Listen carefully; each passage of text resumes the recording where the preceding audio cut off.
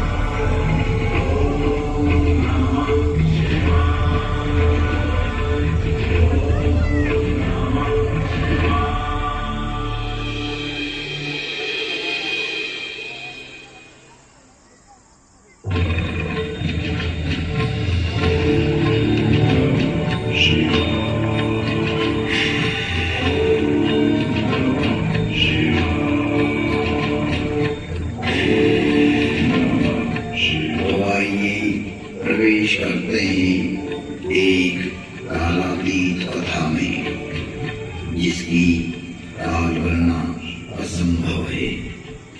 घटना युगों पहले की है कि जब अनेक अंतरिक्षों में अनेक ग्रहों पर उद्भव पालन और संहार हो रहा था, अर्थात कई सारी सृष्टियों का प्रादुर्भाव और विलय हो रहा था। कई वहाँ की सभ्यताएं विकसित हो रही थी तो कोई नष्ट हो रही थी, और वर्तमान में भी यही क्रम अनंत कालों से चल रहा है और अनंत कल्प कल्पांतरों तक चलता ही रहेगा।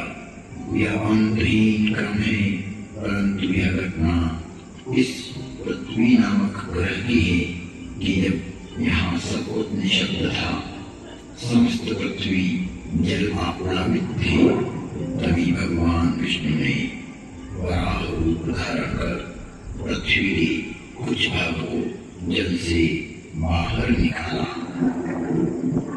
जिससे कालांतर में इस पृथ्वी पर जीव पनपने लगा।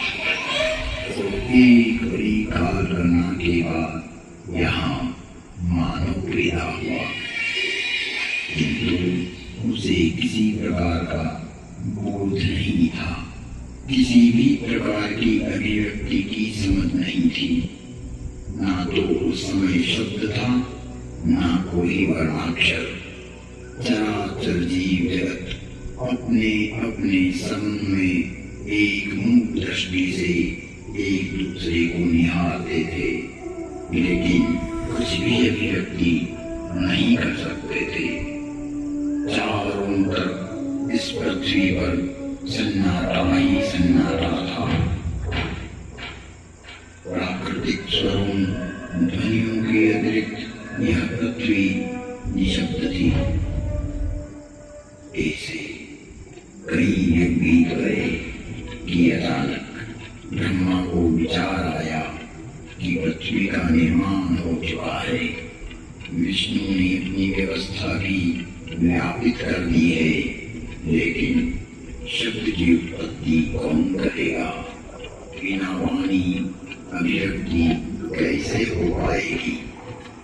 जब ब्रह्मा और विष्णु को प्रेरणा हुई कि देवों के देव महादेव ही इस सृष्टि में सत्य की स्थापना कर सकते हैं, सत्य ब्रह्म का नाम दे सकते हैं।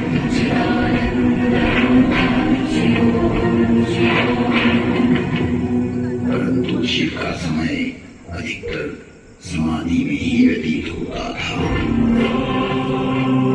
जगत में वेद की स्थापना के लिए, मनुष्यों में, प्राणियों में सत्य, प्रेम और करुणा की भावना प्रकट करने के लिए, शब्द को देह देने के लिए महादेव को समाधि से जगाना अति आवश्यक है। जब ब्रह्मा, विष्णु और सारे देवता